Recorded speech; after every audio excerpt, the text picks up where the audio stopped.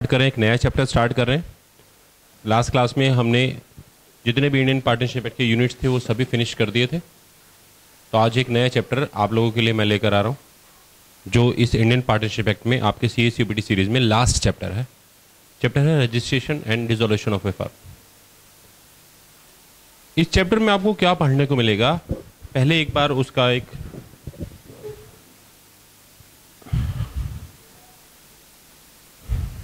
Idea हो जाए हम लोगों को। देखिए, इसमें सबसे पहले आपको एक तो रजिस्ट्रेशन के बारे में लॉज में पढ़ने को मिलेंगे कि what are the laws of registration and what are the laws regarding dissolution of firm. Chapter का टाइटल अपने आप में सब कुछ बता रहा है।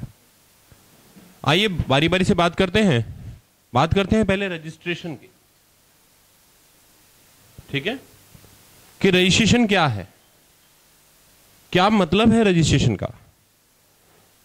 रजिस्ट्रेशन का मतलब है कि आप अपनी जो लीगल फर्म है, आप उसमें अपना जो लोकल रजिस्ट्रार है आपके एरिया का, जहां पर आपका प्लेस ऑफ बिजनेस कंडक्ट किया जा रहा है, उसको इन्फॉर्म कर रहे हैं आप अपने बिजनेस के बारे में। इसका मतलब यहां पर एक पॉइंट क्लियर हो गया कि आपने रजिस्ट्रेशन कहां कराना है, लोकल रजिस्ट्रार के यहां पर। लोकल रजिस्ट्रार कहां पर बैठता है? लोकल रजिस्ट्रार आपको ज्यादातर डिस्ट्रिक्ट कोर्ट में मिल जाएंगे। कहां मिल जाएंगे? एक दो जगह मैं ऐसी जानता हूं जहां डिस्ट्रिक्ट कोर्ट के अलावा सेपरेट उनका अलग विंग होता है, जहां पर सिर्फ यही काम होता है रजिस्ट्रेशन और नोटिंग संबंधित। ठीक है, नॉर्मली डिस्ट्रिक्ट कोर्ट के आसपास में मिल जाएंगे। ये तो हो गई प्रैक्टिकल नॉलेज। अब सवाल उठता है कि रजिस्ट्रेशन कराएं या ना कराएं, रजिस्ट्रेशन कराएं या ना कराएं। तो इसका जवाब यह है कि इंडियन पार्टनरशिप एक्ट रजिस्ट्रेशन को कंपलसरी नहीं बनाता। Registration of A partnership firm is not a compulsory under Indian partnership act. But जो हमारा सोर्स था, सोर्स क्या था हमारा? English law. इंग्लिश लॉ में ये कंपलसरी है। इवन कि अगर आप विदाउट रजिस्ट्रेशन अपनी पार्टनरशिप फर्म को रन करते हैं तो वहां पर पेनल्टी क्लॉज भी है, लेकिन हमारे इंडिया में ये कंपलसरी अभी तक नहीं हुआ है। आप विदाउट रजिस्ट्रेशन आप अपनी फर्म को कंटिन्यू कर सकते हैं, लेकिन बीच में जाकर अगर आपको लगता है कि मुझे रजिस्ट्रेशन करा लेना चाहिए तो आप करा सकते हैं, उसमें कोई पेनल्टी नहीं है। और आप बैक डेटेड से रजिस्ट्रेशन करा सकते हैं। यानी अगर आप 4 साल के बाद कहते हैं कि मैं रजिस्ट्रेशन 4 साल पहले की डेट से चाहिए, तो आप ऐसा करा सकते हैं। ठीक है, तो यानी डेट ऑफ रजिस्ट्रेशन तो वही माना जाएगा, लेकिन इफेक्टिव वो 4 साल पहले से माना जाएगा। ऐसा क्यों कराया जाता है, ये अभी इस चैप्टर में आगे जाकर हम लोग डिस्कस करेंगे। अभी मैं चैप्टर का सिर्फ इंट्रोडक्शन दे रहा हूं और बेसिक बातों पे डिस्कस करूंगा। तो रजिस्ट्रेशन में रजिस्ट्रेशन के लॉज हैं, रजिस्ट्रेशन कराना है या नहीं कराना है, रजिस्ट्रेशन कराएंगे तो उसके क्या बेनिफिट्स हैं, और रजिस्ट्रेशन अगर नहीं कराते तो उसकी क्या डिसएबिलिटीज या ड्रॉबैक्स हैं, ये आपको नॉलेज होनी चाहिए। इसके अलावा थर्ड पार्टी के क्या राइट हैं और क्या ड्यूटीज हैं, क्या उनके राइट्स और ड्यूटीज इफेक्ट होते हैं आपके रजिस्ट्रेशन से, या आपके रजिस्ट्रेशन ना होने से थर्ड पार्टी पर आपका क्या प्रभाव पड़ता है। ये सब कुछ रजिस्ट्रेशन लॉज में आपको जानना चाहिए। इसके अलावा क्या रजिस्ट्रेशन में अल्टरेशन पॉसिबल है, और अल्टरेशन कब कब होती है, ये आपको सीखना है। सर ये अल्टरेशन मतलब?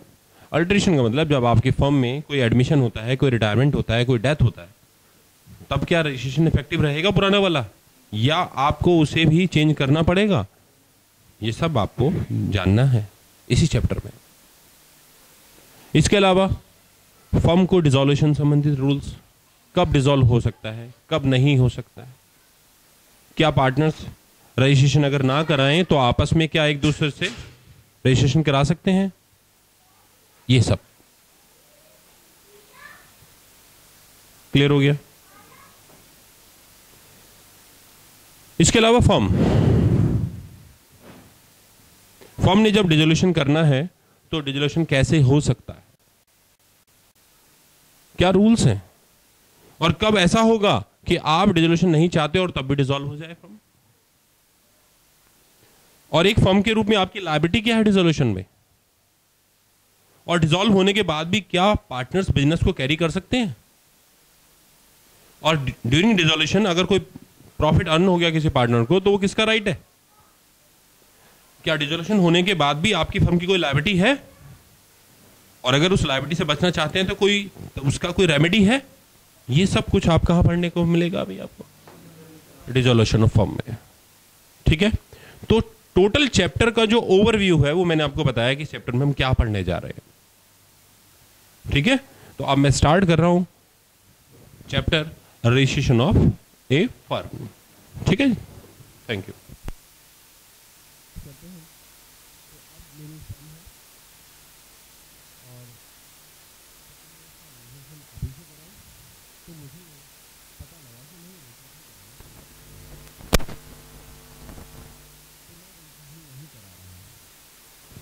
आइए स्टार्ट करते हैं। तो मेरी एक पार्टनरशिप फर्म है, तो क्या मुझे उसका रजिस्ट्रेशन कराना है, क्या कंपलसरी है? तो मुझे पता लगा भाई इंडिया में तो रजिस्ट्रेशन कंपलसरी नहीं है, तो हर आदमी अपने लिए इजी जोन ढूंढता है। तो मैंने कहा चलो कौन रजिस्ट्रेशन कराए, बिना रजिस्ट्रेशन के ही बिजनेस कर लेते हैं, और हम लोगों ने बिना रजिस्ट्रेशन के बिजनेस कर लिया। ठीक है, तो अगर हम बिना रजिस्ट्रेशन के बिजनेस कर लेते हैं तो उससे बिजनेस में कोई दिक्कत नहीं है, ना तो बिजनेस करने में कोई दिक्कत है, ना ही कोई इनकम टैक्स से रिलेटेड कोई प्रॉब्लम है, आप कंटिन्यू कर सकते हैं।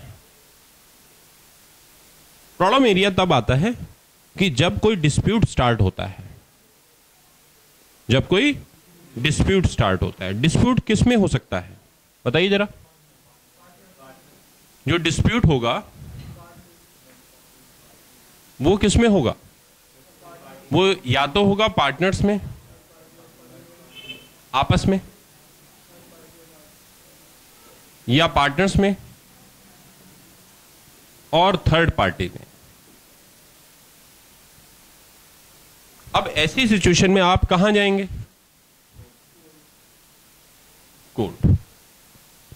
तो जब आप कोर्ट में जाते हैं तो आपको पता लगता है कि आप दूसरे पार्टनर पर स्यू नहीं कर सकते, क्योंकि आपका फर्म का रजिस्ट्रेशन नहीं है। आप थर्ड पार्टी पर भी आप कोई क्लेम नहीं कर सकते, कोई एक्शन नहीं ले सकते।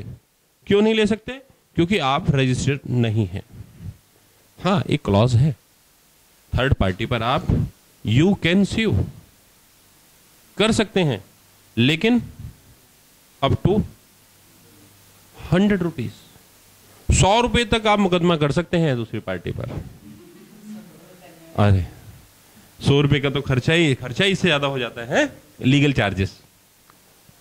तो यानी आप क्या देख रहे हैं कि कानून ने कंपलसरी ना करते हुए भी कंपलसरी कर दिया। ठीक है ना? तो इट मींस लॉ ने ऑटोमेटिक कंपलसरी कर दिया, although it is not compulsory, it becomes automatically compulsory, although according to law registration of a firm is not compulsory. किसने कंपलसरी बनाया? इसने डिसएबिलिटीज ने, जो डिसएबिलिटीज हैं उन्होंने कंपलसरी कर दिया। तो इसलिए इन चीजों से बचना चाहते हैं हम, तो हमें रजिस्ट्रेशन कराकर रखना पड़ेगा। देखिए पार्टनर्स अगर फर्म को डिसॉल्व करना चाहते हैं, क्या करना चाहते हैं, तो फिर वो विदाउट रजिस्ट्रेशन भी क्लेम कर सकते हैं, एक्शन ले सकते हैं, स्यू कर सकते हैं। यानी सिर्फ डिसॉल्यूशन के लिए तो वो क्लेम कर सकते हैं, उसमें रजिस्ट्रेशन पे कोई फर्क नहीं पड़ेगा, लेकिन उसके अलावा किसी और काम के लिए वो नहीं कर सकते एक दूसरे पर। ठीक है, जैसे अकाउंट्स के लिए या किसी प्रॉपर्टी के ट्रांसफर के लिए, ऐसे कामों के लिए नहीं हो सकता, या किसी राइट्स के लिए या कोई इंडेमनिटी के लिए ऐसा काम नहीं कर सकते वो लोग। क्या देख रहे हैं आप? हम देख रहे हैं कि रजिस्ट्रेशन कंपलसरी नहीं था, लेकिन उसकी जो डिसेबिलिटीज हैं उन्होंने उसे क्या बना दिया, कंपलसरी बना दिया। अब इसका उल्टा जरा सोचें कि थर्ड पार्टी आप पर कुछ क्लेम करना चाहती है, कुछ एक्शन लेना चाहती है, तो क्या वो कर सकती है? जबकि आप रजिस्टर्ड नहीं है। तो आप इनकार ना करें, अगर आप मना कर रहे हैं तो आप गलत हैं। थर्ड पार्टी तो कर सकती है, थर्ड पार्टी कर सकती है, वो क्लेम कर सकती है, वो एक्शन ले सकती है, वो मुकदमा कर सकती है। थर्ड पार्टी के राइट्स इससे कोई भी इन्फ्रेंज नहीं होते, इफेक्टिव नहीं होते हैं।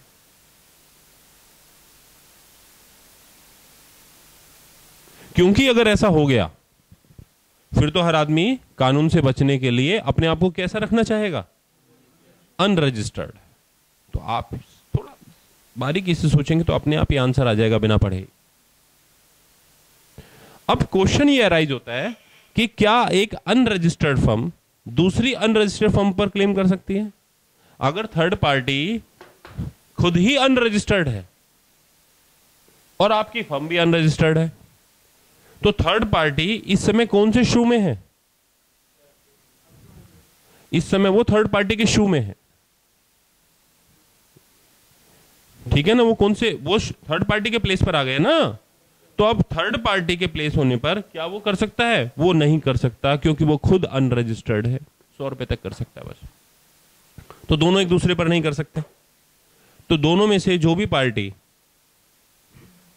अग्रीव्ड पार्टी है, जो भी प्लेंटिफ है, उसको करना पड़ेगा। वो अपने आप को रजिस्टर्ड कराएगा और रजिस्टर्ड कराकर फिर एक्शन ले सकता है। ये बात क्लियर हो गई? सही है। तो अभी अभी हमने देखा कि अगर हम रजिस्ट्रेशन नहीं कराते तो उससे हम बिजनेस तो कंटिन्यू कर सकते हैं, लेकिन हमारे सामने दो दिक्कतें शुरू हो जाती हैं। पहली, पार्टनर्स टू पार्टनर्स, और दूसरा एक हम थर्ड पार्टीज के लिए हम नहीं कर सकते हैं। ये बात क्लियर हो गई? अब इसके बाद जब हमें ये दिक्कतें समझ में आ रही हैं, तो अब अगला क्वेश्चन ये स्टार्ट होता है कि ठीक है जी, हमें समझ में आ गया कि रजिस्ट्रेशन करा लेना चाहिए। तो ठीक है जी, मैं तो रजिस्ट्रेशन करा रहा हूं, तो अब रजिस्ट्रेशन कैसे कराएं? What is the process? तो उसके लिए आप लोगों को पार्टनरशिप डीड बनानी पड़ेगी। उसमें अपने पार्टनरशिप से रिलेटेड जितने भी रूल्स हैं वो सब आपको लिखने पड़ेंगे, और आपको कुछ जरूरी बातें लिखनी पड़ेंगी। क्या क्या बातें लिखनी पड़ेंगी? नंबर 1 कि आपकी फर्म का नाम क्या है, नेम ऑफ फर्म। नंबर 2, आपका प्लेस ऑफ बिजनेस क्या है, कहां बिजनेस करेंगे आप। ये बाद में लिख लेना आप लोग, वीडियो को दोबारा कंटिन्यू करके आप लिखिएगा बाद में। अभी सुनिए, आराम से सुनिए। नंबर 1, आपकी फर्म का नाम क्या है, नेम ऑफ फर्म। नंबर 2, आप बिजनेस कहां करेंगे, प्लेस ऑफ बिजनेस। नंबर 3, क्या इसके अलावा कहीं और करेंगे, अदर प्लेसेस ऑफ बिजनेस।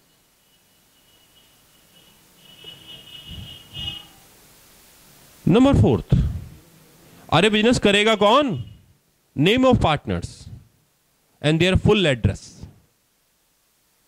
ये 4-5 बातें बहुत ही जरूरी बात है।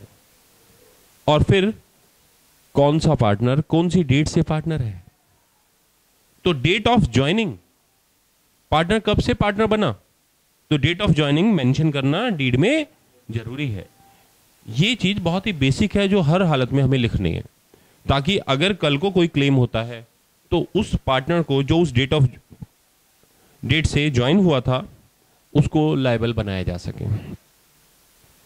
अदरवाइज दिक्कत हो जाएगी, कब से पार्टनर बना, दूसरा फर्म का नाम क्या है, तीसरा फर्म बिजनेस क्या करेगी, ये सब मालूम होना चाहिए। और लास्ट, पार्टनरशिप आपने क्यों करी, पार्टनरशिप एट विल है या ये एक फिक्स्ड पार्टनरशिप है, स्पेसिफिक पार्टनरशिप है, स्पेसिफिक पार्टनरशिप है तो आपके क्लॉजेस क्या क्या हैं, आपने क्यों पार्टनरशिप करी, आपने कोई स्पेसिफिक जो आपका गोल है वो मेंशन करना पड़ेगा। ये बात क्लियर हो गई। बाकी इसके अलावा आप चाहें तो जो मर्जी लिखें, और नहीं लिखेंगे तो लिखने की जरूरत नहीं है, क्योंकि वो लिखे हुए हैं कहीं, वो सब लिखे हुए हैं पार्टनरशिप एक्ट में। तो जो पार्टनरशिप एक्ट में लिखे हुए हैं वो फिर एज इट इज आप पर अप्लाई हो जाएंगे। अगर आप उनमें चेंज करना चाहते हैं और वो लॉ से बाहर नहीं है, वो लॉ से, तो फिर आप चेंज कर सकते हैं, अपनी डीड में लिख सकते हैं। सही है, ये बात क्लियर हो गई।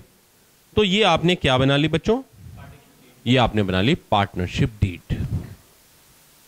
अब आप उसे रजिस्टर्ड करना चाहते हैं तो वो कोरे कागज पर तो होता नहीं है, तो नॉन जुडिशियल पेपर में आता है एक, कोर्ट से लेकर आप उसको भरेंगे 100 रुपीज के कोर्ट स्टैम्प पेपर पर ये बन जाता है। नॉर्मली सेफ्टी के लिए लोग 500 रुपीज पर कराते हैं। नंबर नेक्स्ट, ये आपको किसे देना है, ये जो वहां पर आरओसी है, जो फर्म का रजिस्ट्रेशन करता है, जैसे कंपनी का रजिस्ट्रार होता है ऐसे फर्म का रजिस्ट्रार भी होता है, आप उसको फिजिकली दे सकते हैं या बाई पोस्ट भेज सकते हैं। अगर आपके डीड में ये सब कुछ लिखा हुआ है तो जिस डेट को आपने पोस्ट करा है वो इफेक्टिव डेट मानी जाएगी। क्या मानी जाएगी, इफेक्टिव डेट क्या हो गई, डेट ऑफ पोस्टिंग। सही है। और आपका रजिस्ट्रेशन कंप्लीट कब माना जाएगा, जब रजिस्ट्रार को उसकी डिलीवरी मिल जाती है। As soon he gets the delivery of your documents, your registration is complete. Your registration is supposed to be complete. Provided all the relevant information are mentioned. जो जरूरी सूचनाएं हैं वो सब उसमें लिखी हुई थी। अगर अधूरी सूचना लिखी हुई है फिर कहेगा कंप्लीट। आपने डेट ऑफ ज्वाइनिंग नहीं लिखा था, आपने पार्टनर का नाम ही नहीं लिखा था, तो फिर कंप्लीट कैसे माना जाएगा। डॉक्यूमेंट्स कंप्लीट होने चाहिए और रिलेवेंट एप्रोप्रिएट फीस भी पूरी होनी चाहिए। जो स्टैंप ड्यूटी है वो भी कंप्लीट होनी चाहिए। सब कुछ अप टू डेट होना चाहिए, आपके पार्ट का सारा काम खत्म हो चुका हो।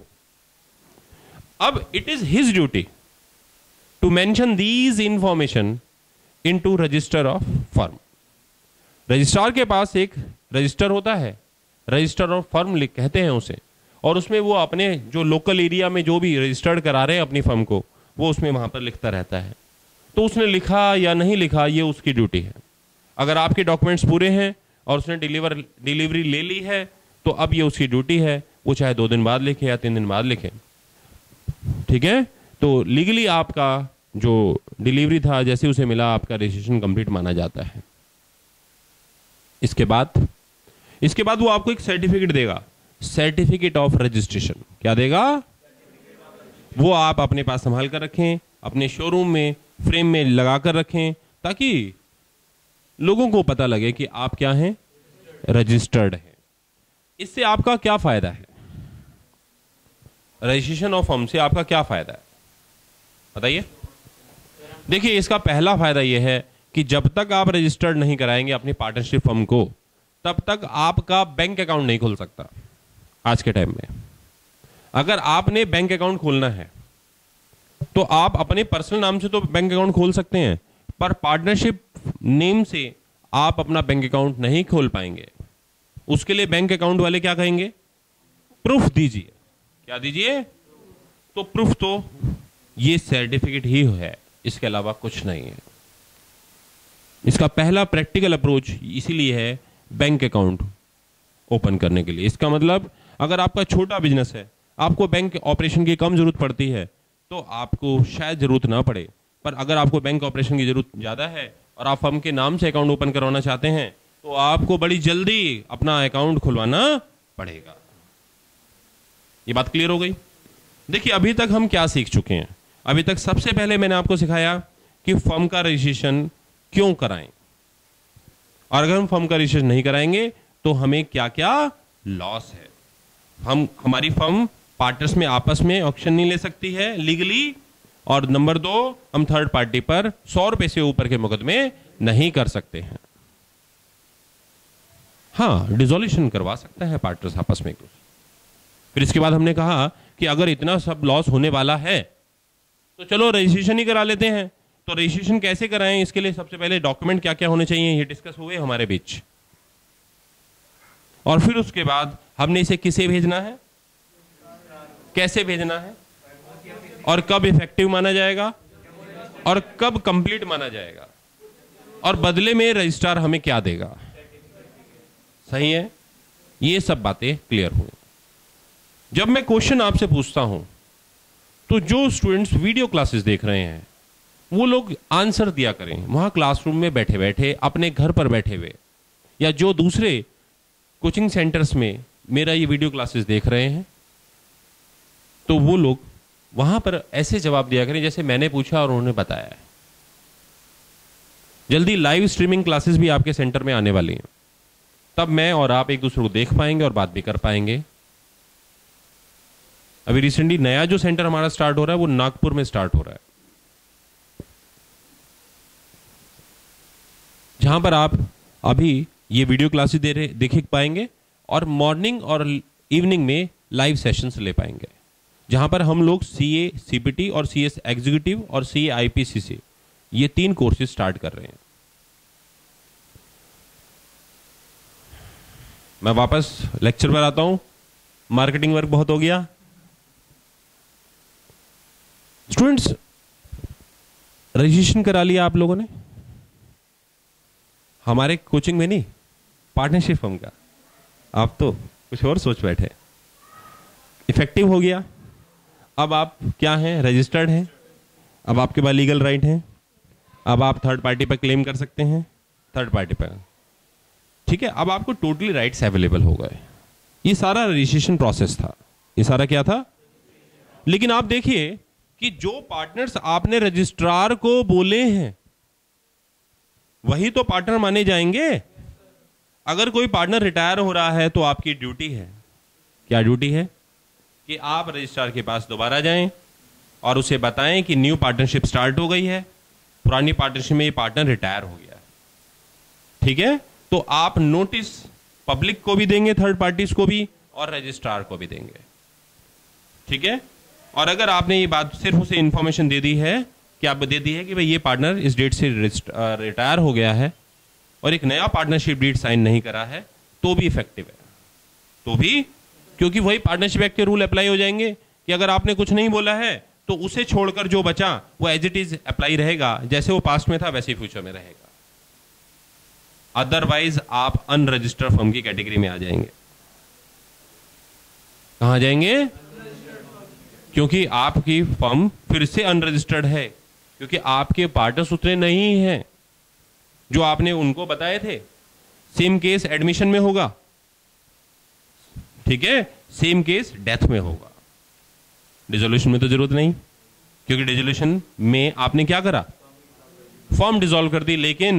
लेकिन अगर आपने वॉलंटरी डिसोल्यूशन लिया है, यानी मिलजुल कर आपस में एग्री होकर आपने फर्म को डिसॉल्व करा लिया चुपचाप, तो भी आप जिम्मेदार हैं, क्योंकि आपने रजिस्ट्रार को नहीं बताया, तो आप रजिस्ट्रार को भी बताएं। ये बात क्लियर हो गई, ठीक है।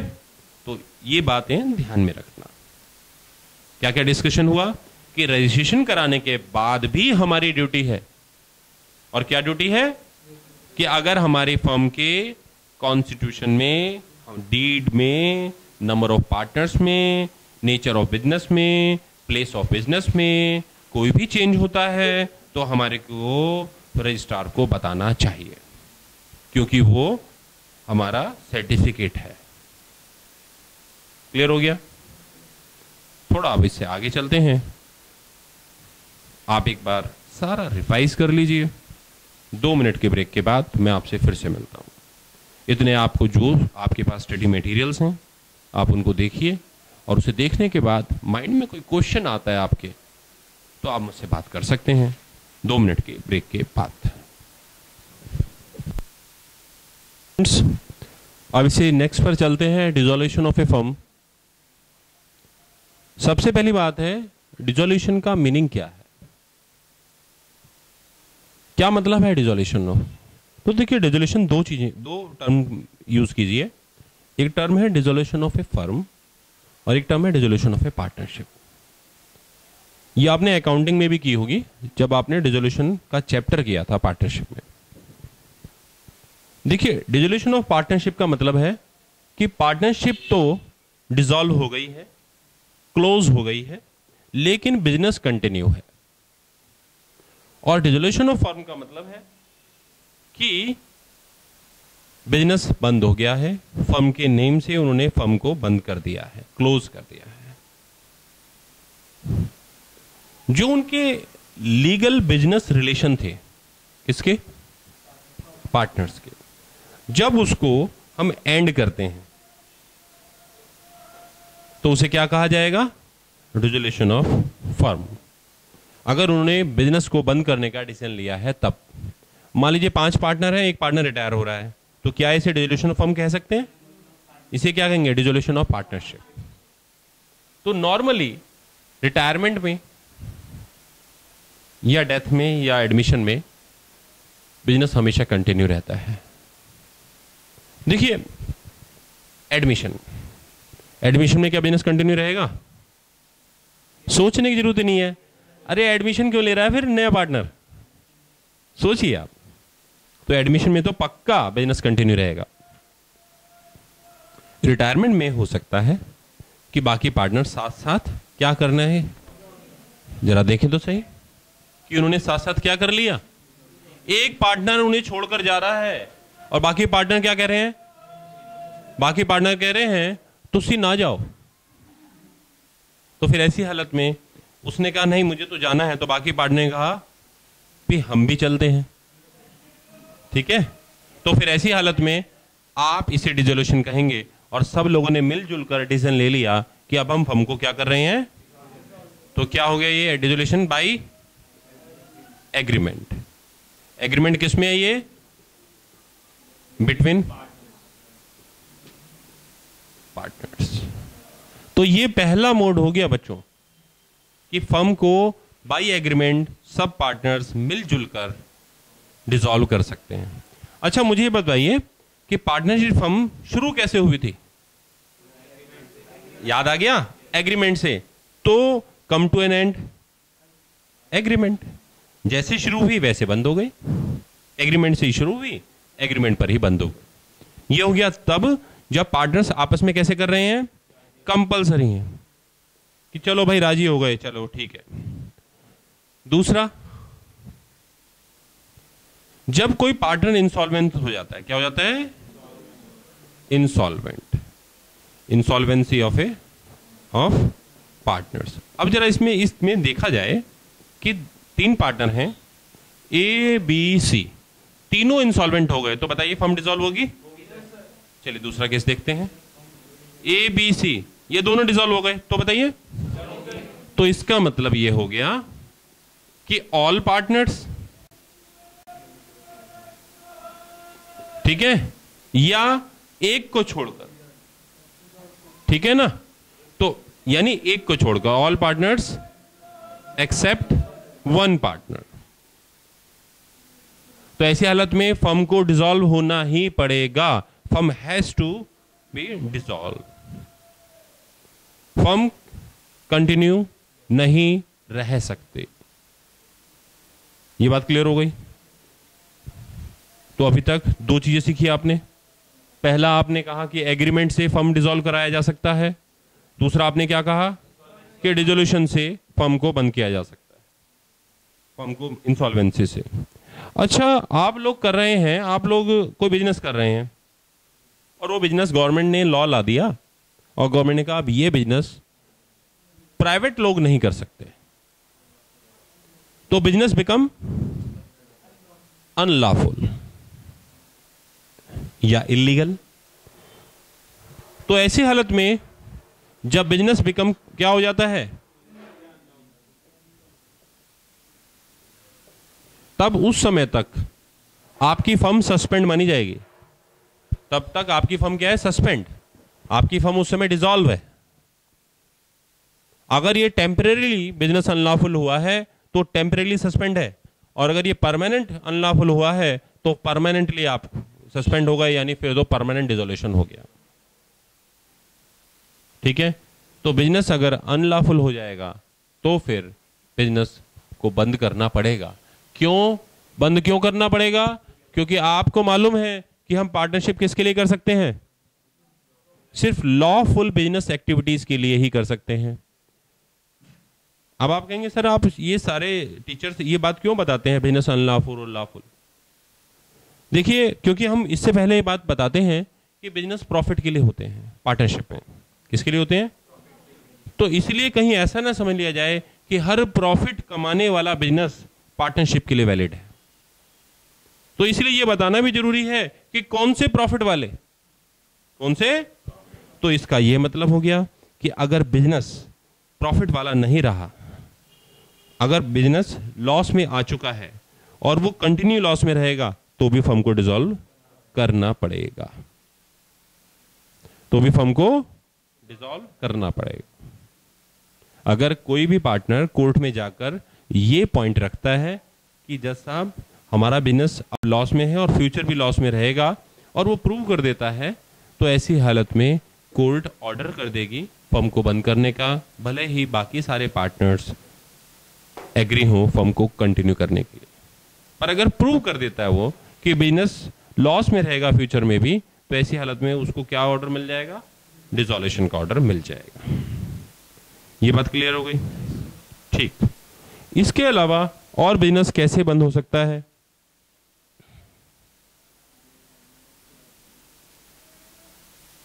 On happening of certain events. Certain events, वो कौन से सर्टेन इवेंट?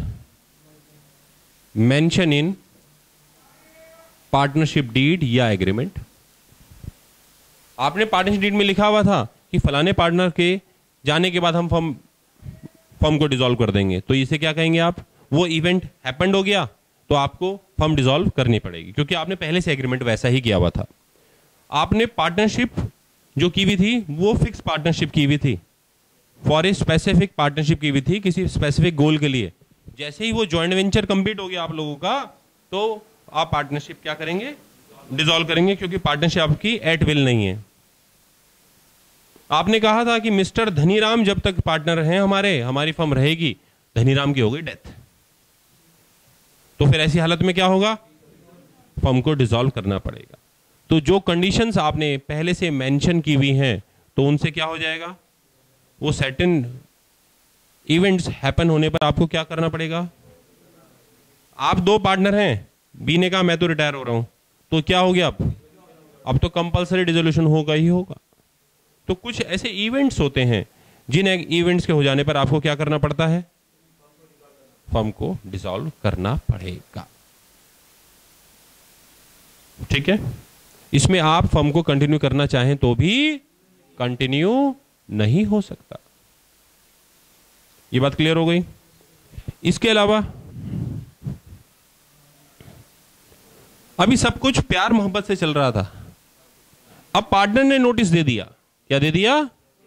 हां जी, तो देखें, by giving notice to firm, ठीक है, बाय एनी ऑफ पार्टनर। अब किसी पार्टनर ने नोटिस दे दिया कि भाई फर्म को बंद कीजिए आप, या पार्टनर के रिप्रेजेंटेटिव ने नोटिस दे दिया। रिप्रेजेंटेटिव यानी जो लीगली उसका रिप्रेजेंटेटिव है। तो ऐसी हालत में फर्म को डिसोल्यूशन के लिए उसने कोर्ट में नोटिस बोल दिया। अभी हम पढ़कर चले थे कि पार्टनर्स, फर्म जो पार्टनर्स आपस में कौन सा राइट रखते हैं? अनरजिस्टर्ड फर्म में भी फर्म को डिसॉल्व करवाने का। ठीक है, तो ये राइट रजिस्ट्रेशन के बाद भी तो कायम है। तो यानी दोनों फर्मों के लिए राइट है ये, अनरजिस्टर्ड फर्म के लिए भी और रजिस्टर्ड फर्म के लिए भी। तो बाकी जो पार्टनर्स हैं वो फर्म को क्या करवा सकते हैं? नोटिस दे सकते हैं, मेंशन करवा सकते हैं। अब पार्टनरशिप दो तरीके की है, विल और पर्टिकुलर पार्टनरशिप, स्पेसिफिक पार्टनरशिप। तो एट विल है तो भी नोटिस दे सकता है, और पर्टिकुलर पार्टनरशिप है तो भी दे सकता है, फर्म को डिसॉल्व करवा सकता है। ठीक है, पर्टिकुलर पार्टनरशिप में लेकिन अगर ऐसा करने पर फर्म का लॉस हो जाता है, ठीक है, तो वो लॉस पूरी पार्टनरशिप फर्म बियर करेगी। पर अगर ये बात मालूम होती है कि ये उसके कारण है, तो ये अगला केस बन जाता है। वो क्या है कि एक पार्टनर जानबूझकर पार्टनरशिप डीड का बार बार उल्लंघन कर रहा है, वो जानबूझकर मिसकंडक्ट करता है, जानबूझकर बार बार कॉन्ट्रैक्ट तोड़ता है, तो फिर ऐसी हालत में आप कोर्ट के पास जा सकते हैं और कोर्ट अपना हस्तक्षेप कर कर फर्म को बंद करवा सकता है। तो इसे क्या कहेंगे हम? Intervention of court.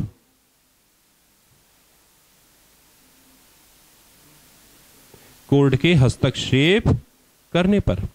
कोर्ट हस्तक्षेप कब करती है? कोर्ट फर्म को बंद कब करवाती है?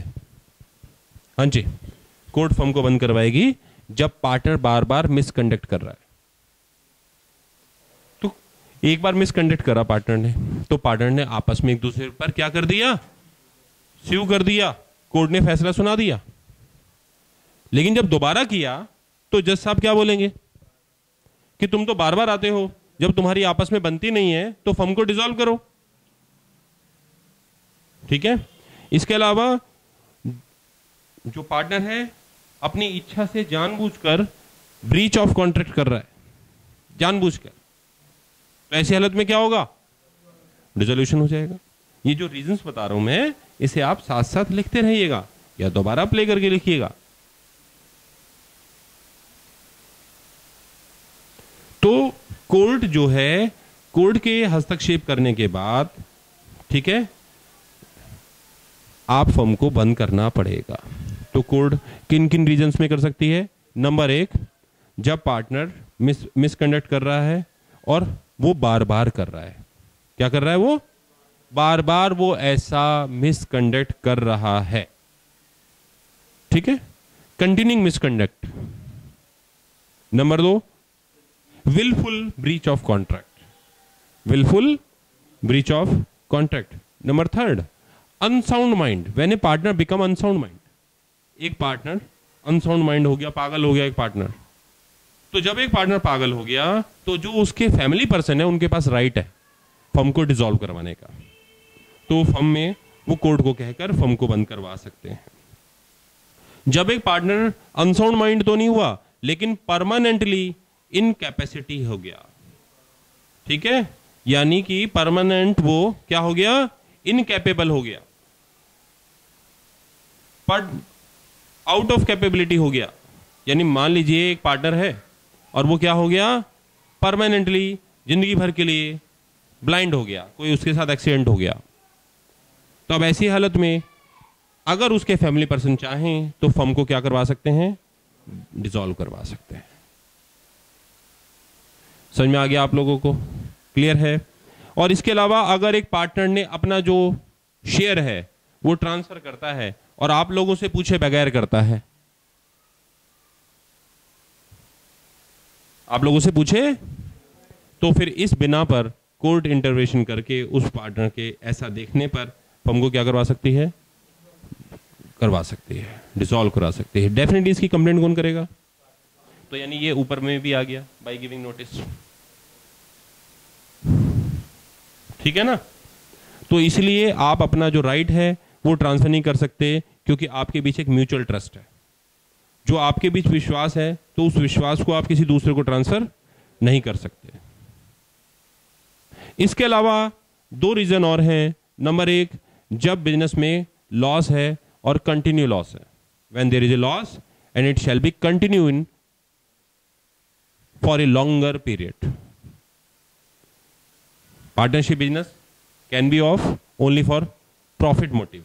If there is no profit or there is no hope of profit, then the firm shall be discontinued. ठीक है? तो इसलिए बिजनेस को डिसकंटिन्यू करनी, यानी बिजनेस का मतलब फर्म को बंद किया जा सकता है। क्लियर हो गया? इसके अलावा कोई और रीजन जो कोर्ट सोचती है कि भाई ये उचित है, रीजनेबल रीजन, कोई इक्विटेबल रीजन, कोई ऐसा ही कोई रीजन, ठीक है, like any other reason which is in the opinion of court is equitable और रीजनेबल, तो उस बिना पर, on the basis of that equitable reason, firm can be dissolve, firm को बंद किया जा सकता है। क्लियर हो गया स्टूडेंट्स? डिसोल्यूशन का मीनिंग क्या है, बिजनेस पार्टनरशिप डिसोल्यूशन और फर्म डिसोल्यूशन में क्या डिफरेंस है, और डिसोल्यूशन कैसे कैसे कैसे हो सकता है, ये अभी तक हमने पढ़ लिया। सही है। देखिए मैं आपको बताऊं, कोई भी जो चैप्टर होता है हम उसमें प्रिपेयर हैं या नहीं है, इसको चेक कैसे करना है। आप चैप्टर के बारे में सोचिए और फिर मन में सोचिए कि क्या उस चैप्टर के बारे में आपको कुछ याद आ रहा है। अगर आपको याद आता है कि हाँ इस चैप्टर में, जैसे मान लीजिए आपका आया डिसोल्यूशन, तो आपके माइंड में अपने आप ही आना चाहिए डिसोल्यूशन का मतलब, डिसोल्यूशन जो है फॉर्म डिसोल्यूशन होता है, पार्टनरशिप डिसोल्यूशन होता है, डिसोल्यूशन कब कब कब कब होता है।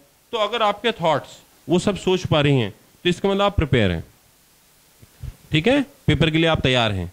और अगर आप नहीं सोच पा रहे हैं तो आप अभी कितने तैयार हैं, 50%, क्योंकि आप शायद कुछ सोच पा रहे हैं और कुछ नहीं सोच पा रहे हैं। तो ऐसी हालत में आपको जरूरत है छोटे से एक टॉनिक की, वो है रिवीजन।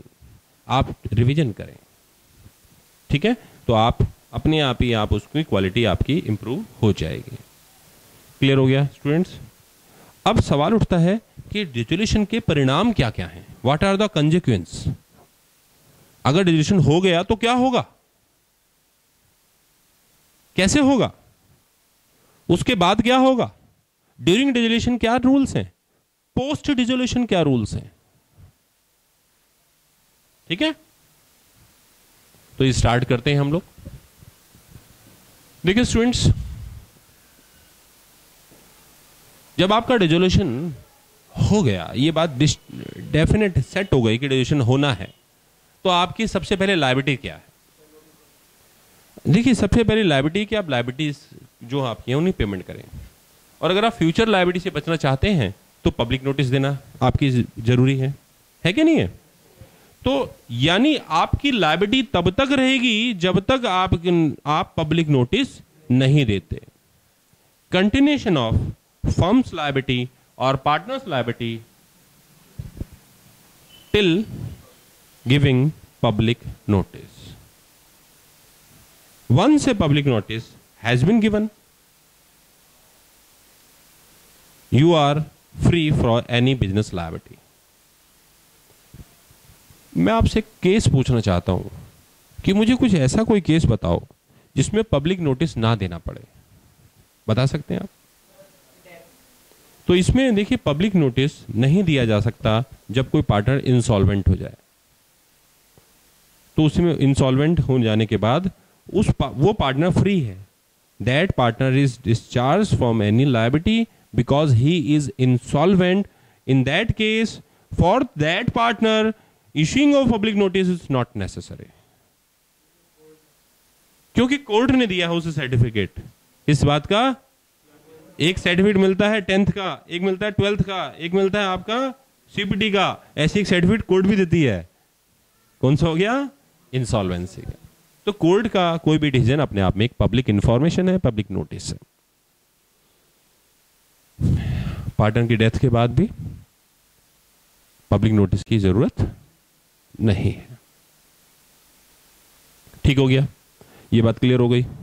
इसके अलावा जो स्लीपिंग पार्टनर्स होते हैं, जिसे आप डॉर्मेंट पार्टनर्स भी कहते हैं, क्या कहते हैं, तो उन्हें तो कोई जानता ही नहीं है ना। तो जब आउटसाइडर वर्ड उन्हें जानता ही नहीं है, तो इसलिए वो ऐसा कहें कि इसे मुझे नोटिस देना चाहिए था, गलत है।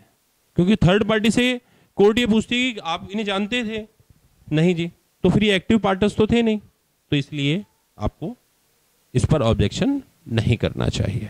पेपर में क्वेश्चन आ सकता है, ठीक है ना, कि किस किस के केस में आपको पब्लिक नोटिस देना है। तो उसमें एक्टिव पार्टनर होगा तो पब्लिक एक्टिव पार्टनर्स की रिटायर होता है, तो ऐसी हालत में नोटिस देना जरूरी है।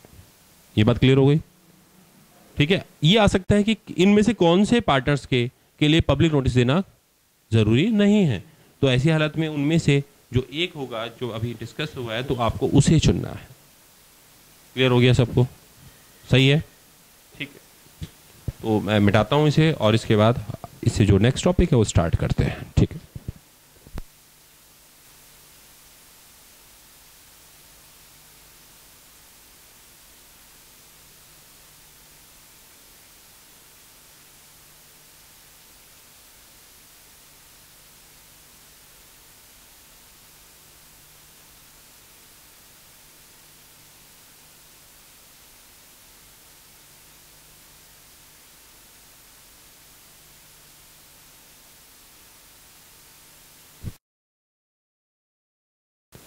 तो सबसे पहले डिसॉल्यूशन पर हम लोग डिस्कस करने जा रहे हैं कुछ स्पेशल इवेंट्स की, कि अगर डिसॉल्यूशन के टाइम पर ऐसे इवेंट्स हुए तो उसका क्या रूल है, उसमें क्या चीज़ें वैलिड रहेंगी।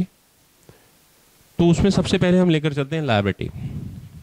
Liability of firm, liability of partners. देखिए, फर्म की लायबिलिटी क्या डिसॉल्यूशन के टाइम पर और डिसॉल्यूशन के बाद क्या कंटिन्यू रह सकती है? क्वेश्चन ये है।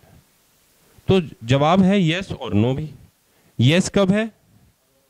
अगर नोटिस नहीं दोगे तो यानी ये क्या है? कंटिन्यू है। क्या है? कंटिन्यू है। कब तक?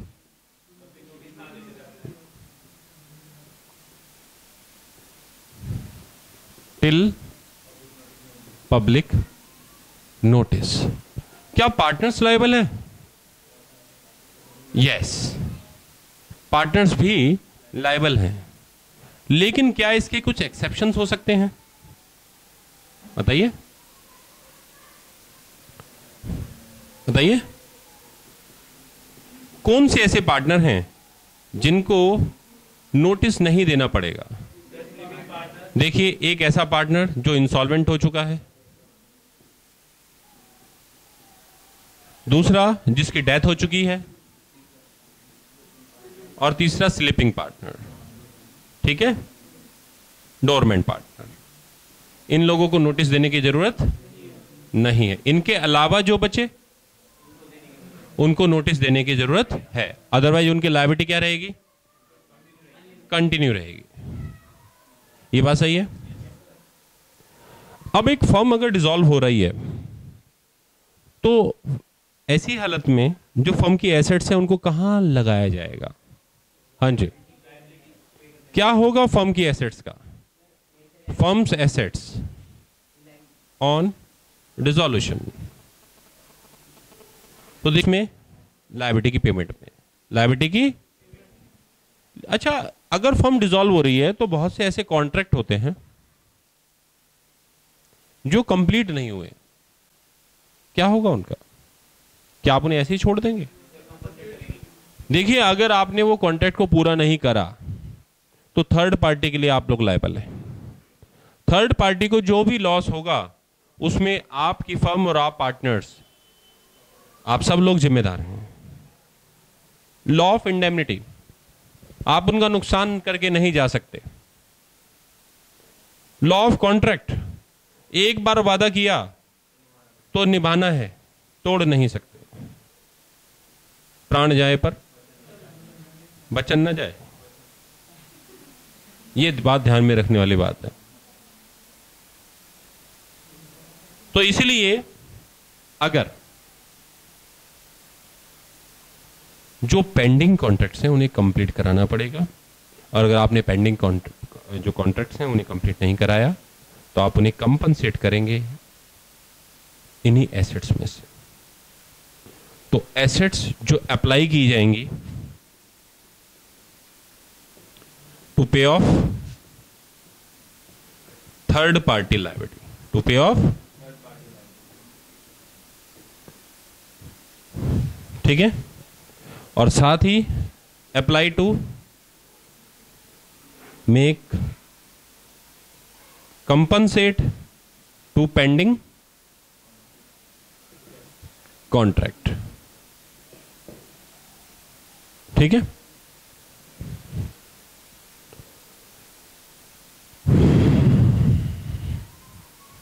और अगर इसके बाद कुछ बच जाता है तो ऐसी हालत में फिर बची हुई एसेट्स पर किसका हक है? पार्टनर्स का और उनके लीगल हेयर्स का। फिर वो उसको मांग सकते हैं। तो उसका कोई ऑर्डर है कुछ? हाँ जी, इंडियन पार्टनरशिप एक्ट उसका एक ऑर्डर बोलता है, और आपको उसी ऑर्डर में उनको एडजस्ट करना है। आप कुछ पूछना चाहते हैं?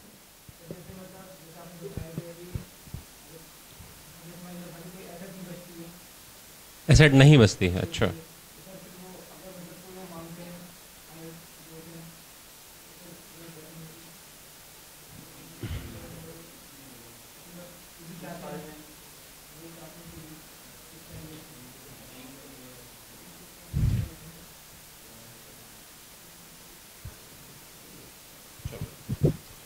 देखिए आपका क्वेश्चन है कि कल को अगर एसेट्स कम हो जाती हैं तो क्या होगा।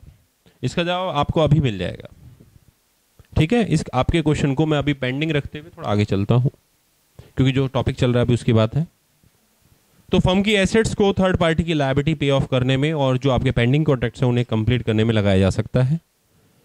अब क्वेश्चन ये अराइज होता है कि जो पेंडिंग कॉन्ट्रैक्ट है अगर हम उसे पूरा करना चाहें तो अगर पूरा करना चाह रहे हैं, मान लीजिए पूरी फर्म अभी राजी है इस बात पर कि ठीक है हम लोग इसे क्या करते हैं, कंप्लीट करते हैं, तो ऐसी हालत में पार्टनर्स के जो राइट्स पहले थे वो एज इट इज रहेंगे। उसमें कोर्ट को ऑब्जेक्शन नहीं होगा स्टूडेंट्स, क्योंकि कोर्ट को मालूम है कि ठीक है ये डिसॉल्व हो रहे हैं लेकिन ये पेंडिंग जो कॉन्ट्रैक्ट्स हैं उनको पूरा कर रहे हैं, तो इसमें अनलिमिटेड लायबिलिटी क्लॉज तो तब भी कायम है, अनलिमिटेड लायबिलिटी क्लॉज तो तब भी है, वैलिड ही है और वो कंटिन्यू है, तो इसलिए कोर्ट को कोई दिक्कत नहीं, बशर्ते थर्ड पार्टी को कोई दिक्कत ना हो। ठीक है, और थर्ड पार्टी को दिक्कत है तो थर्ड पार्टी अपना एनओसी नहीं देगा और वो कहेगा नहीं ठीक है आप कंप्लीट कीजिए, तो ऐसी हालत में प्रैक्टिकली डिसॉल्यूशन तक मामला पहुंच जाएगा, क्योंकि थर्ड पार्टी फिर ऐसी फर्में जो बंद होने जा रही हैं उनके साथ बिजनेस ट्रांजेक्शन करना पसंद नहीं करेंगी, तो वो किसी न किसी सेटलमेंट पर पहुंच जाती हैं। पर फिर भी अगर दोनों पक्ष राजी हैं तो काजी कुछ नहीं करेगा, काजी कहेगा ठीक है पेंडिंग कॉन्ट्रैक्ट्स आप पूरा कीजिए क्योंकि थर्ड पार्टीज भी एग्री हैं। तो वहां पर पार्टनर्स के जो राइट्स हैं वो हैं, पार्टनर्स उस अपने उन राइट्स को अवेल कर सकते हैं जो उनको अवेलेबल थे पहले से। अब आते हैं कि जो पेमेंट्स हैं वो कैसे की जाएंगी। ठीक है, तो application of amount to pay of liabilities, तो जो लायबिलिटीज हैं उनकी पेमेंट के लिए हम जो अमाउंट है उसको कैसे अप्लाई करेंगे, उसको कैसे लगाएंगे, उसको कैसे, तो इसके लिए इंडियन पार्टनरशिप एक्ट क्या कहता है, इंडियन पार्टनरशिप एक्ट कहता है कि सबसे पहले किसकी पेमेंट करो, पे ऑफ थर्ड पार्टी। सबसे पहले किसको करेंगे आप, ये सबसे पहले है। उसके बाद जब आपकी थर्ड पार्टी की पेमेंट हो जाती है और आपके पास पैसा बच गया तब आप पेमेंट करेंगे जो पार्टनर के एडवांस हैं उनको, यानी पार्टनर्स लोन को, पार्टनर्स। और जब पार्टनर्स की लोन की पेमेंट हो गई तो अब कौन रह गया, पार्टनर्स की अपनी कैपिटल रह गई, क्या रह गई, तब आप पेमेंट करेंगे पार्टनर्स की कैपिटल को। और कैपिटल की भी पेमेंट हो गई तो अब भी पैसा बचा है, तो फिर ऐसी हालत में जो रिमेनिंग अमाउंट है to be shared by all of partners in profit sharing ratio। ठीक है, अब जरा देखिए आपके पास 1 करोड़ रुपए हैं और आपने पेमेंट करनी है थर्ड पार्टीज की, और थर्ड पार्टी की पेमेंट है 80 लाख रुपए, तो पेमेंट हो जाएगी। तब भी कितने बच गए आप लोगों के पास, और पार्टनर्स के जो एडवांस हैं वो मिस्टर ए के हैं एडवांस और बी के एडवांस हैं। आपके पास कितना पैसा बचा हुआ है, 20 लाख रुपए बचा हुआ है। पार्टनर ए को आपने देना है 15 लाख और पार्टनर बी को देना आपने 25 लाख, तो 20 लाख रुपए से अब इनका एडवांस तो चुकाया नहीं जा सकता, तो अब ऐसी हालत में जो इनकी रेशो है उसी रेशो में वो अवेलेबल जो फंड्स हैं वो इनको मिल जाएंगे। ये बात क्लियर हो गई। जरा इधर देखें, तो इसका मतलब है पार्टनर के एडवांस कैसे कैसे चुकाए जाएंगे, रेटेबली यानी प्रोराटा, यानी जो उनका अनुपात होगा उसके हिसाब से बढ़ जाएगा। अच्छा, ऐसा भी हो सकता है कि हमारे पास इतना पैसा के एडवांस पूरे चुका दिए गए हैं और एडवांस चुकाने के बाद अब पैसा बचा है, लेकिन जो पैसा इतना नहीं है कि हम सभी की कैपिटल चुका पाए, तो फिर किसको पेमेंट पहले करेंगे, किसको पेमेंट पहले करेंगे हम लोग। तो यहां पर भी जो आउटस्टैंडिंग बैलेंस है उसकी रेशो के हिसाब से हो जाएगा, तो प्रोराटा के हिसाब से उनका बैलेंस हो जाएगा। ये बात क्लियर हो गई सबको जिसकी करेक्ट है? तो यहां पर अब प्रॉब्लम एरिया ये आ रहा है कि अगर हमारे पास पैसा नहीं है तो फिर कैसे होगा। देखिए, अगर हमारे पास पैसा नहीं है, सबसे पहले जो यूज किया जाएगा, यूज ऑफ फंड्स, वो कैसे किया? वो सबसे पहले किया जाएगा फर्म्स प्रॉपर्टी। क्या किया जाएगा?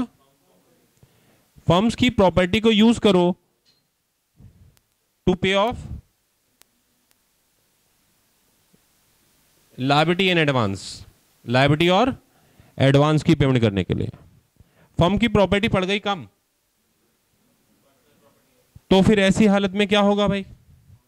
तब ऐसी हालत में पार्टनर्स को अपने पास से पैसा लाना पड़ेगा। ठीक है, तो फिर ऐसी हालत में आपको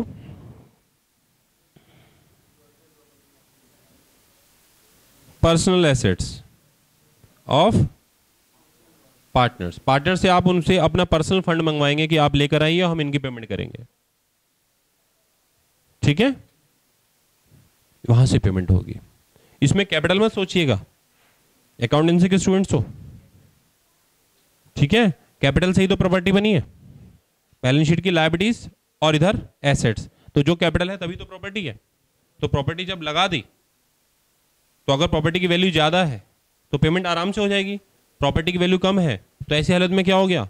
डेफिशिएंसी आ गई, कंगाली आ गई, क्योंकि कैपिटल कम है और प्रॉपर्टी की वैल्यू कम है, और कैपिटल ज्यादा हुई तो डेफिशिएंसी आ जाती है वहां पर।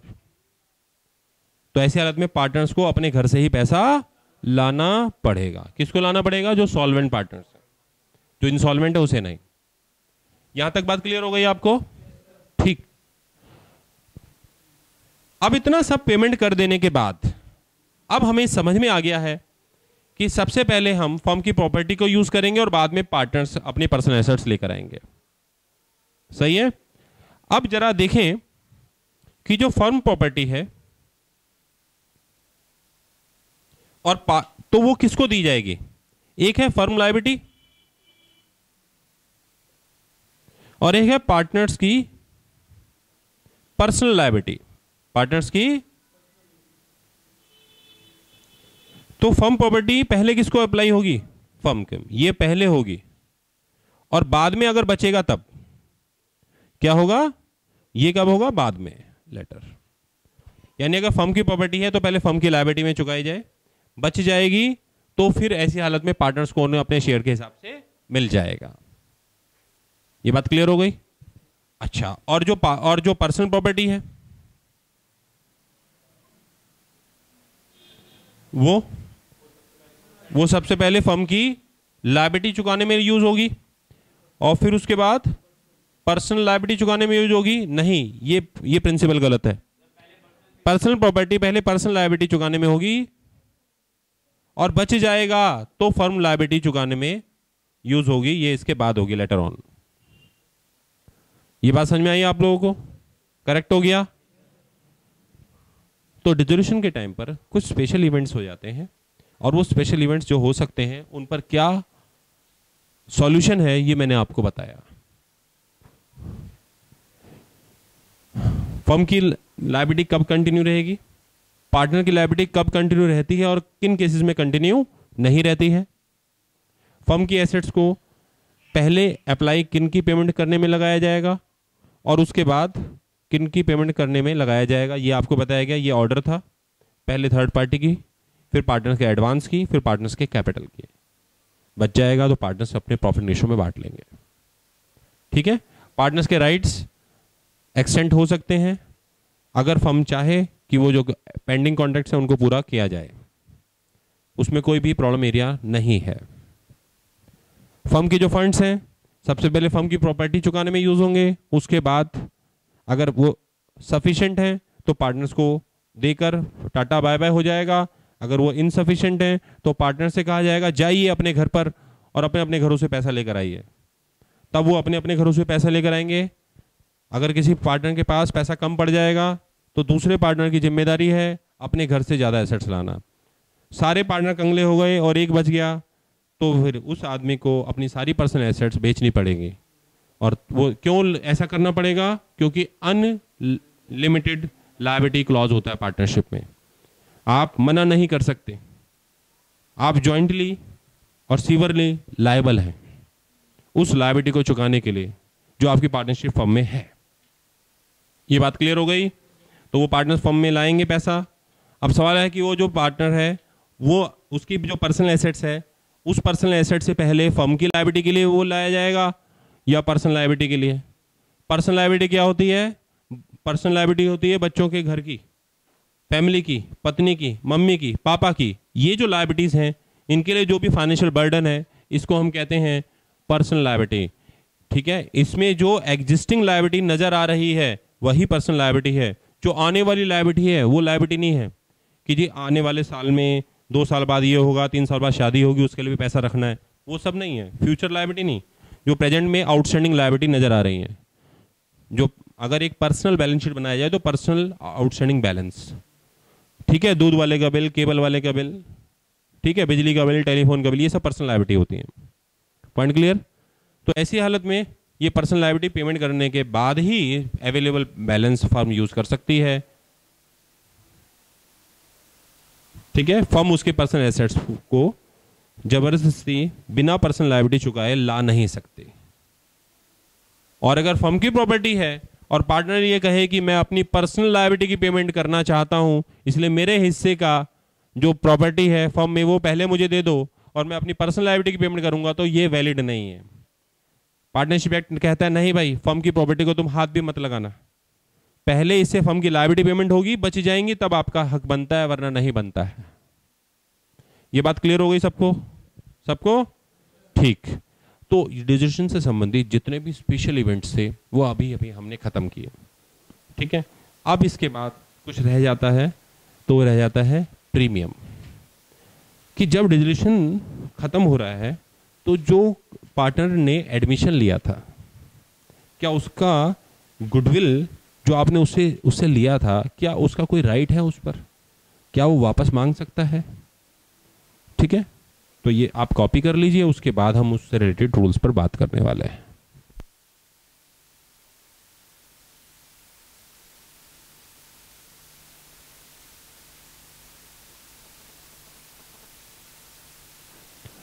नॉर्मली आपने पार्टनरशिप में ये हमेशा देखा है कि जैसे ए और बी 2 पार्टनर्स हैं और उनकी फर्म में सी आ रहा है, तो सी से ए बी क्या लेते हैं? गुडविल का अमाउंट लेते हैं। अब आप ये सोचिए कि इधर गुडविल का पैसा दिया और उधर कुछ दिनों बाद, कुछ महीनों बाद या कुछ ईयर्स बाद फर्म डिसॉल्व हो गई,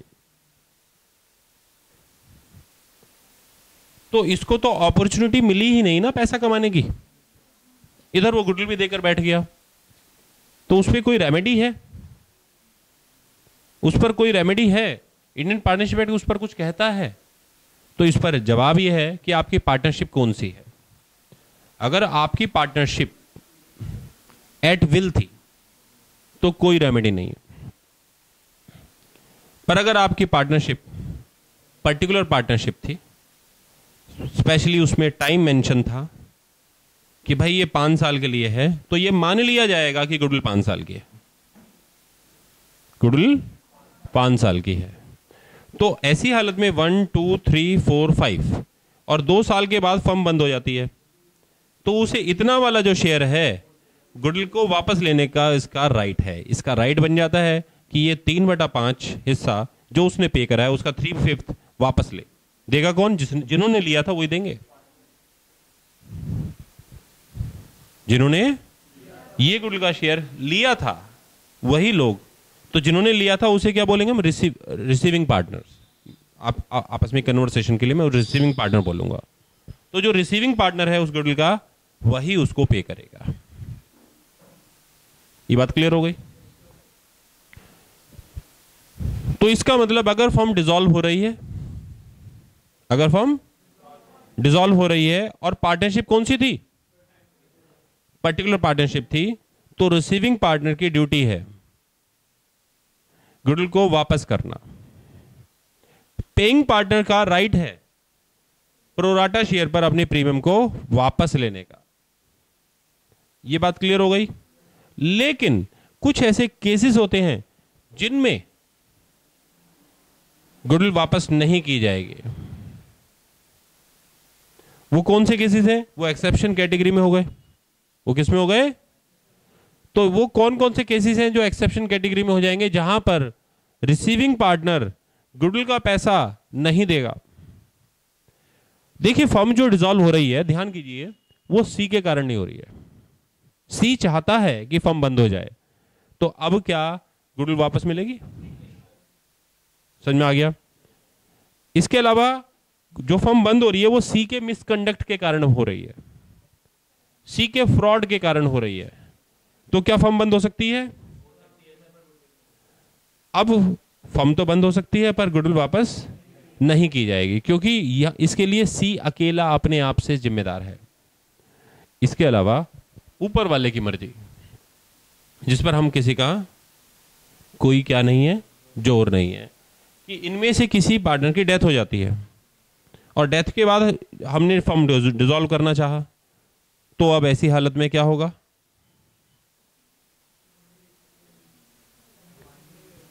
ऐसी हालत में गुडविल अब वापस लेने का कोई राइट नहीं है। आप मेरे को एक बात बताइए, अगर आपके माइंड में क्वेश्चन आ रहा है कि अगर किसी पार्टनर की डेथ हो जाती है तो क्या बिजनेस को कंटिन्यू किया जा सकता है? किया जा सकता है ना। और बिजनेस को कंटिन्यू करने के लिए इन पार्टनर्स को आपस में एग्री होना तो जरूरी है ना। तो अगर ये एग्री हैं तो गुडविल लौटाने की बात ही नहीं आएगी। पर अगर ये एग्री नहीं है तो आपस में मिलजुल कर एग्रीमेंट बनाया ना, तो अब गुडविल प्रीमियम वापस नहीं हो पाएगा। लॉजिक है, क्लियर है? तो यानी डेथ जब किसी पार्टनर की हो जाएगी, या जो पार्टनर गुडविल को पे कर रहा है, पेइंग पार्टनर, उसने कोई मिसकंडक्ट किया है, तो फिर गुडविल वापस नहीं की जाएगी। ठीक है ना। तीसरा,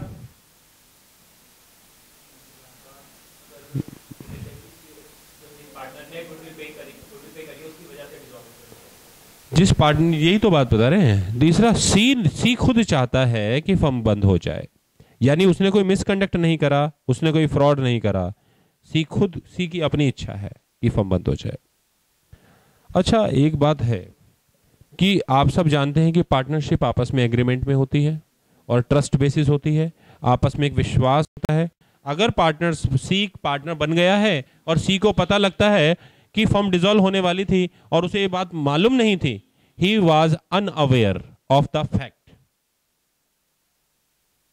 something was kept in secret when he became the partner of this firm, and he came to know about that fact after becoming a partner. On that issue, he can return back that premium. क्यों? उस case को हम miss representation में ले जाएंगे। हम ये मानेंगे कि इसकी जो कंसेंट थी वो फ्री नहीं थी, इसे कोई चीज छिपाकर इससे इसकी सहमति, इसकी कंसेंट ली, तो इसके साथ, बेचारे के साथ फ्रॉड हो गया।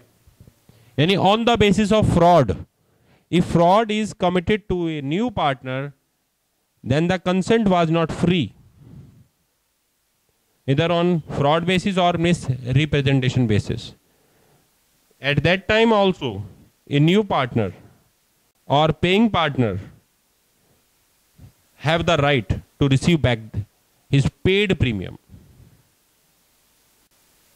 And the partner receiving the premium are entitled, are liable to pay that received premium.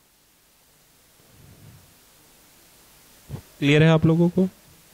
आप कुछ पूछना चाहते हैं, पूछिए। तो आपका क्वेश्चन था कि गुडविल बेचने के बाद क्या ट्रीटमेंट है, मैं वहीं पर ही आ रहा था, चिंता मत करो। तो मैंने अभी तक आपको एक क्वेश्चन का जवाब दे दिया है। वो क्वेश्चन का जवाब ये है कि अगर कोई पार्टनर प्रीमियम की पेमेंट करने के बाद पार्टनर बनता है और उसके बाद फर्म डिसॉल्व हो जाती है, तो ऐसे पार्टनर को प्रीमियम लेने का हक है या नहीं। तो बताया कि अगर पार्टनरशिप एट विल थी तो उसे कोई राइट नहीं है। ऐसी हालत में उसके पास एक ही राइट है प्रीमियम वापस लेने का कि वो कोर्ट में प्रूव कर दे कि उसे पार्टनर जब बनाया गया तो उसके साथ फ्रॉड किया गया था, तभी वो अपनी गुडविल का पैसा वापस ले सकता है। और अगर वो ये प्रूव नहीं कर पाता कि मेरे साथ फ्रॉड हुआ था कंसेंट में, तो उसे पार्टनरशिप में पेइंग प्रीमियम वापस नहीं मिलेगा। लेकिन अगर पार्टनरशिप पर्टिकुलर पार्टनरशिप थी, किसी टाइम पीरियड के लिए पार्टनरशिप थी और बीच में वो टाइम पीरियड पूरा होने से पहले ही फर्म डिसॉल्व हो गई, तो उसे प्रीमियम वापस लेने का पूरा राइट है, क्योंकि प्राण जाए पर वचन न जाए। इन्होंने वचन नहीं निभाया, उतने साल तक पार्टनरशिप नहीं करी, तो जितने साल तक की पार्टनरशिप नहीं हो पाई, प्रोराटा बेसिस पर जो शेयर बनता है वो इसे लेने का हक है। लेकिन कुछ केसेस ऐसे हैं जिनमें उसे प्रीमियम लेने का कोई राइट नहीं है, और वो हैं कि जब किसी पार्टनर की डेथ हो जाए, इस रीज़न से वो अपना पैसा वापस नहीं ले सकता, या ये खुद ही जो पेइंग पार्टनर है वो कोई मिसकंडक्ट कर दे, कोई फ्रॉड कर दे, तो भी ये पेमेंट का पैसा वापस नहीं ले सकता है, या ये खुद ही फर्म को बंद करवाना चाहता है, तब भी ये प्रीमियम का पैसा वापस नहीं ले सकता। अगर ये फर्म को बंद करवाना चाहता है फ्रॉड के बेसिस पर, तभी वापस ले सकता है। अब सवाल उठता है कि इस पार्टनर को इस प्रीमियम की पेमेंट कौन करेगा? फर्म करेगा? तो जवाब है जिन्होंने प्रीमियम लिया था वो करेंगे, फर्म पेमेंट नहीं करेगी। जो रिसीविंग पार्टनर थे वही अब पेड करेंगे। ये बात क्लियर हो गई। अब सवाल ये उठता है कि क्या फर्म के नाम को बेचा जा सकता है? तो और वो जो बेचा जाएगा तो पैसा किसका होगा? तो अगर फर्म के नाम को बेचा जाता है तो इसे सेल ऑफ गुडविल का केस कहा जाता है। क्या कहा जाता है? और सेल ऑफ गुडविल में जो पैसा आएगा वो फर्म प्रॉपर्टी है। वो क्या है? और वो फर्म प्रॉपर्टी में थर्ड पार्टी को पेमेंट की जाएगी। थर्ड पार्टी की पेमेंट करने के बाद फिर एडवांस दिए जाएंगे, एडवांस के बाद कैपिटल चुकाई जाएगी, कैपिटल के बाद सब पार्टनर्स प्रॉफिट रेशियो में बांट लेंगे। ये बातें क्लियर हो गई। यानी वो लाइक है जैसे फर्म के पास पहले से अपना कोई फर्नीचर या बिल्डिंग होती है, वैसी ही वो एसेट्स मानी जाएगी। अगर फर्म ने अपनी कोई गुडविल बेच दी है तो खरीदने वाला जो है उसको क्या क्या राइट है? उसको सारे राइट अवेलेबल है। उसको सारे राइट अवेलेबल है। वो फर्म का नाम यूज कर सकता है, वो फर्म के जो कस्टमर्स हैं उनके साथ बिजनेस ट्रांजैक्शन कर सकता है, अगर कस्टमर भी चाहे तो वो फर्म की वो सारी एक्टिविटी कर सकता है जो फर्म कर रहा था, क्योंकि उसने गुडविल परचेज कर ली है। क्वेश्चन ये अराइज होता है कि जो पुरानी फर्म थी जो डिसॉल्व हो चुकी है, पुराने पार्टनर्स थे जो डिसॉल्व हो चुके हैं, अगर वो दोबारा से कंपटीशन बिजनेस करना चाहें तो क्या उसके अगेंस्ट कंपीट कर सकते हैं? तो आंसर है यस। बेचने के बाद भी वो कंपटीशन बिजनेस दे सकते हैं। बेचने के बाद भी वो उन्हीं कस्टमर के साथ बिजनेस ट्रांजेक्शन कर सकते हैं। तो आपका क्वेश्चन होगा कि सर फिर वो परचेजर जो है वो खरीदेगा ही क्यों गुडविल? वो क्यों खरीदेगा गुडविल अगर उसे मालूम है कि मुझे कंपटीशन देने वाले हैं? तो इसी बात का तो जवाब देने जा रहा हूं अब मैं, कि इसका मतलब है कि अब आप सबको रूल पता लग गया, तो अब आप जब जिंदगी में बिजनेस करेंगे तो इन बातों का ध्यान रखेंगे। तो जब भी आप किसी गुडविल परचेज करेंगे तो आप उस पर रिस्ट्रिक्शन लगाएंगे, और आपको मालूम है आप कंप्लीट रिस्ट्रिक्शन नहीं लगा सकते। Restraint any contract which is restraining into trade is totally wide. किसी को व्यापार करने में रुकावट पहुंचाना वाइड है, ऐसा कॉन्ट्रैक्ट नहीं कर सकते आप। तो इसलिए आप कंडीशनल लगाएंगे, लिमिट के हिसाब से और टाइम के हिसाब से, ज्योग्राफिकल लिमिट के हिसाब से और टाइम के हिसाब से, कि भाई इंडिया में 2 साल तक बिजनेस नहीं करेगा, तो आपको एक रीजनेबल टाइम मिल गया अपने बिजनेस को बनाने का। उसके बाद 2 साल बाद अगर वो बिजनेस करता है तो आपको कोई दिक्कत नहीं है, क्योंकि तब तक आप अपने कस्टमर को अपना बना चुके हैं, आप इंफॉर्मेशन को भी सीक्रेट बना चुके हैं। ये बात क्लियर हुई? अगर आपने ऐसा नहीं करा तो उसे बेचने के बाद वेरी नेक्स्ट डे से ये राइट अवेलेबल है। लेटेस्ट केस बताता हूं मैं, लेटेस्ट केस अभी अप्रैल 2013 का। आपने रेस्टोरेंट की चेन सुनी होगी, सागर रत्ना। सागर रत्ना के जो मालिक थे उन्होंने अपनी सागर रत्ना चेन बेच दी है, और उन्होंने अपनी गुडविल बेची है 300 करोड़ रुपए में। और नेक्स्ट डे उन्होंने श्री रत्ना के नाम से नया बिजनेस शुरू कर दिया। आप देखेंगे पूरी इंडिया में श्री रत्ना के नाम से रेस्टोरेंट शुरू हो गए हैं, और वो सारे सेम उसी मैनेजमेंट के हैं जो सागर रत्ना मैनेजमेंट चला रहा था। समझ में आ गया? यहाँ सेल ऑफ गुडविल का भी हो गया और तुरंत कंपटीशन बिजनेस भी आ गया। वही बिजनेस है, वही कस्टमर्स हैं, वही एरियाज हैं। नाम सागर रत्ना नहीं ले पाए। अब आपका क्वेश्चन आता है तो उसके जवाब मैं देने जा रहा हूं। आपका क्वेश्चन ये था कि अगर पार्टनरशिप फर्म बंद हो जाए और गुडविल नहीं बिक पाती है, तो बाद में कोई अननोन पार्टी या थर्ड पार्टी अगर हमारे ही फर्म का नाम यूज करने लग जाती हैं, तो क्या डिसोल्यूशन के बाद हम सब जो एक्स पार्टनर हैं उसको रोक सकते हैं उस नाम को यूज ना करने के लिए? तो इसका जवाब है नो, हम उसे नहीं रोक सकते, क्योंकि इसके लिए एक कानून और है इंडिया में, वो है इंडियन ट्रेडमार्क एक्ट। क्या हमने उस नाम पर कानूनी अधिकार है? बोलो। अगर उस नाम पर मेरा कानूनी अधिकार है तो मैं रोक सकता हूं उसे, और अगर मेरा उस नाम पर कानूनी अधिकार नहीं है तो मैं नहीं रोक सकता हूं। जब फर्म का रजिस्ट्रेशन हमने कराया था तो हमने फर्म का रजिस्ट्रेशन कराया था, ट्रेडमार्क का रजिस्ट्रेशन नहीं कराया था, यह बात याद रखें। और अगर आपने फर्म का भी रजिस्ट्रेशन कराया था और अपने नेम का ट्रेडमार्क भी रजिस्टर्ड कराया था, तो आपका नाम, उस नाम पर, उस टाइटल पर आपका हक है। फर्म बंद हो गई है लेकिन अभी टाइटल पर आपका हक बरकरार है। कब तक? जब तक ट्रेडमार्क अथॉरिटी आपको वो राइट दे रही है। 7 साल तक का राइट होता है। तो आपको जो राइट अवेलेबल है उस टाइम तक अगर उस नाम को कोई यूज करता है तो आप उसे क्लेम कर सकते हैं। अभी जो लेटेस्ट मैंने एग्जांपल बताया है सागर रत्ना का, उसमें सागर रत्ना का ट्रेडमार्क था, सागर रत्ना के पास ट्रेडमार्क राइट थे उस पर।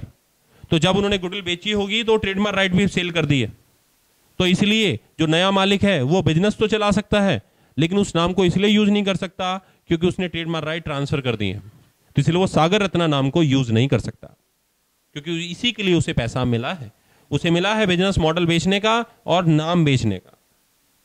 क्लियर है आप लोगों को? सब कुछ क्लियर है? ठीक। तो आज ये चैप्टर बच्चों फिनिश होता है। इसमें लास्ट ऑप्शन जो आपके इस मटेरियल में दिया हुआ वो है पब्लिक नोटिस का। किसका दिया हुआ है? जिसको हम ऑलरेडी पूरे चैप्टर में कई बार डिस्कस कर चुके हैं। पब्लिक नोटिस कहां दिया जाता है? लोकल न्यूज़पेपर में। किसमें दिया जाता है? लोकल एरिया में। अगर आपका बिजनेस पुणे में है तो पुणे में आप नोटिस छापेंगे, दिल्ली में नहीं छापेंगे। दिल्ली में छाप दो, आपकी श्रद्धा है, पर पुणे में छापना जरूरी है। लोकल एरिया में छापेंगे, लोकल न्यूज़पेपर में छापेंगे। अगर नवभारत टाइम्स पुणे में नहीं आता है और आप नवभारत टाइम्स में दे रहे हैं तो फिर वो लोकल न्यूज़पेपर नहीं माना जाएगा। अगर पुणे में पंजाब केसरी नहीं चलता है और आप अपना ऐड पंजाब केसरी में दे रहे हो तो आप खुद समझ सकते हैं फिर उसको पता कैसे चलेगा लोगों को। जितनी बार बार शॉप है वो सब तो बाहर है ना, पंजाब केसरी तो वहीं चलेगा सब। तो ऐसी हालत में लोगों को पता नहीं लगेगा। लोकल एरिया में, लोकल न्यूज़पेपर में, और language local language, vernacular language के नाम से छपा हुआ है। ये कंडीशन पूरी होनी चाहिए, तब पब्लिक नोटिस पूरा माना जाता है। इसके अलावा अगर आपकी फर्म रजिस्टर्ड है तो रजिस्ट्रार को भी वो पब्लिक नोटिस की कॉपी आपको देनी पड़ेगी, तब जाकर पब्लिक नोटिस का कंडीशन पूरा होता है। आज हमने इंडियन पार्टनरशिप एक्ट कंप्लीट करा। आपको सभी लेक्चर्स, सभी चैप्टर्स पर हमने अपनी टोटल एफर्ट से आपको दिया। उम्मीद करता हूं कि जो भी चैप्टर्स थे वो सब बढ़िया रहे होंगे, आपको समझ में आए होंगे, आपको हेल्प मिली होगी। देखिए, आप जो कुछ भी पढ़ रहे हैं वो सब वीडियो क्लासेस पढ़ रहे हैं, और मैं कोशिश करता हूं और मेरा पूरा स्टाफ कोशिश करता है कि वीडियो क्लासेस में कोई भी ऐसी डिसएडवांटेज ना रहे तो किसी टेक्निकल रीजन के कारण आप लोगों को दिक्कत करी हो। और अगर किसी टेक्निकल रीजन के कारण करी है तो उसके लिए हम लोग उसे नेक्स्ट टाइम में इंप्रूव करते हैं। कोशिश मैं करता हूं कि वीडियो क्लासेस पढ़ते समय आप लोगों को दिक्कत ना आए और आप लोगों को ऐसी लगे जैसे आप खुद क्लासरूम में बैठे हुए हैं और जो कुछ भी पढ़ रहे हैं वो लाइक के क्लासरूम में पढ़ने वाला एनवायरनमेंट आपको फील हो। इसके बाद आपके पास इन पूरे चैप्टर्स में या कोई भी जो क्वेश्चंस हैं उनमें कोई भी प्रॉब्लम है आप लोगों को, तो प्रॉब्लम मैं आपकी सॉल्व करूंगा। नेक्स्ट क्लास में आपकी वो सारी प्रॉब्लम सॉल्व की जाएंगी जो क्लासरूम में स्टूडेंट बैठे हुए हैं। उन सबसे भी कहा जा रहा है कि पार्टनरशिप एक्ट में जो भी प्रॉब्लम्स हैं आप सब इकट्ठा करके लाइए। नेक्स्ट क्लास में हम लोग डिस्कस करेंगे। जो मेरे पास ईमेल्स आ चुकी हैं उनकी भी आंसर्स हम अगली क्लास में देंगे। तो आज हम इंडियन पार्टनरशिप एक्ट खत्म करते हैं। Question answer series next class में स्टार्ट हो जाएगी और इसके बाद मैं कोशिश करूंगा कि नेक्स्ट लेसन पर हम आ सकें, ठीक है। अदरवाइज नेक्स्ट वीडियो लेक्चर में हम लोग नेक्स्ट लॉ पर स्टार्ट करेंगे। तब तक के लिए goodbye, all the best, सत श्री अकाल। हाँ जी, अच्छा जी, ठीक है।